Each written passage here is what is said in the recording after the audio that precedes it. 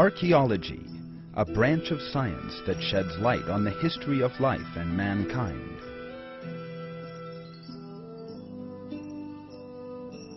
Archaeologists carry out long and difficult excavations looking for clues, such as tools, works of art, household items, and the like, that can provide clues about the history of life and living things. Every remain they find is a discovery in the name of history and an important resource that can illuminate the history of life and of mankind. Coins,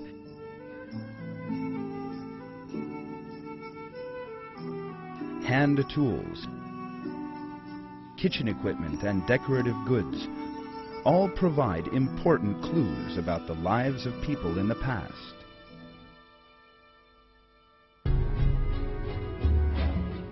Archaeologists know that the items they find do not appear under the ground by chance. Nobody has ever claimed that they do. Even if we do not actually witness these items being made, we can still be certain of the existence of people who designed and made them. Together with the information they contain, all these objects and artifacts are intelligent designs. They were designed and produced for a specific purpose. They reflect the labor, expertise, taste, and intelligence of the artists who made them.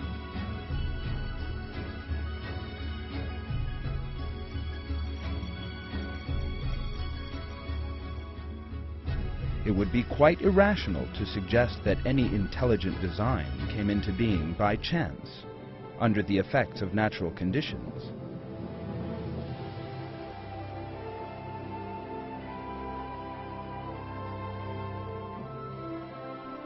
So, what about life? How should people who realize that even a simple artifact from under the ground is the product of design account for the origin of living things, each one of which has its own complexity?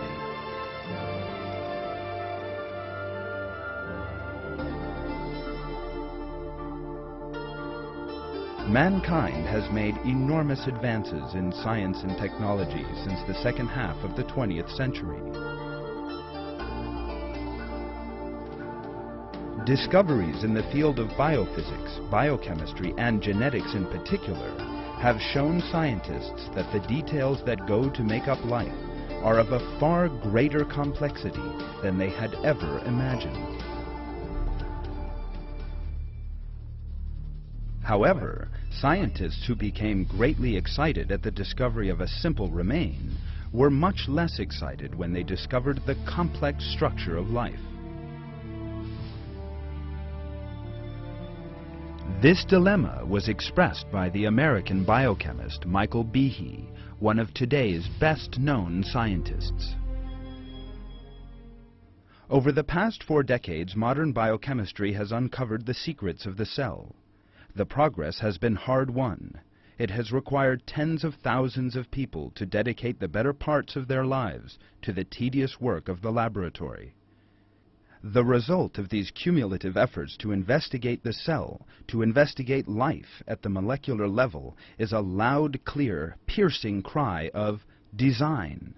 The result is so unambiguous and so significant that it must be ranked as one of the greatest achievements in the history of science. But no hands clapped. Why does the scientific community not greedily embrace its startling discovery? The dilemma is that while one side of the issue is labeled intelligent design, the other side must be labeled God.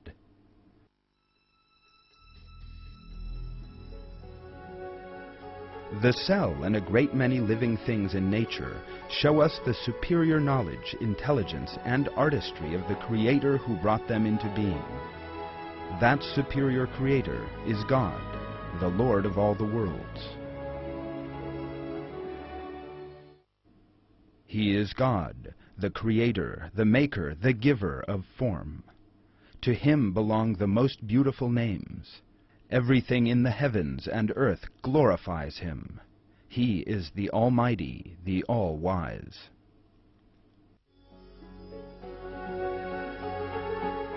The allegedly scientific theory which rejects the creation of living things and seeks to account for the origin of life in terms of blind chance is Charles Darwin's theory of evolution.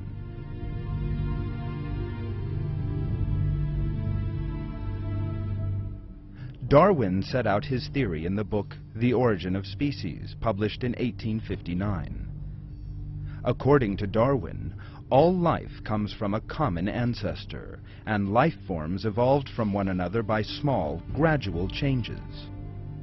For instance, dinosaurs, which used their forearms to feed, gradually grew wings and took flight. Or bears, which hunted fish in the water, turned into whales over the course of time. Yet this claim was a violation of both reason and intellect, as well as science, and the theory, devoid as it was of any scientific evidence, clearly revealed the perversion of denying the existence of a creator. Darwin maintained that there was a constant struggle to the death in nature. According to his unscientific claims, food resources were insufficient, and there was a ruthless war going on in the arena known as Earth, one in which the strong and those able to adapt to natural conditions survived, and in which the weak and sickly species were eliminated.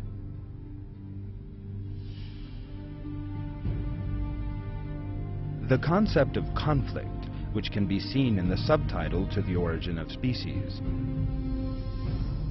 the preservation of the favored races in the struggle for life, was one of the foundation stones of the theory of evolution.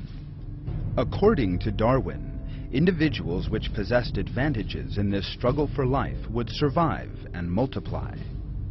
These advantageous differences would thus combine and give rise to new features, new organs, and new species. The fact that this claim of Darwin's is a totally imaginary one would only later be revealed by means of advances in the field of science. On close inspection, this claim of Darwin's, in an evolutionary process that progressed from 1 to 5 stages, required that for a living species to survive, each individual stage had to give rise to a more advantageous physiological structure than the one preceding it. That meant that the theory of evolution rested entirely upon the assumption that living systems could be reduced to minute but advantageous steps. Useful features would be chosen by the mechanism Darwin referred to as natural selection, and non-useful ones would be eliminated and disappear. In this way, beneficial small changes accumulating over the course of time would in the long term lead to one species turning into another. For Charles Darwin, natural selection explained the appearance of design without a designer. There was no longer any need to invoke an intelligent cause for the complexity of life. In effect, natural selection became a kind of designer substitute. This claim, however, could never account for exceedingly complex organs and systems, which are incapable of developing by degrees, and which cannot be reduced to a simpler form. Irreducibly complex organs and systems that will cease to have any function in the absence of any one of their components deal a serious blow to the theory of evolution. That is because it is impossible to propose that an organ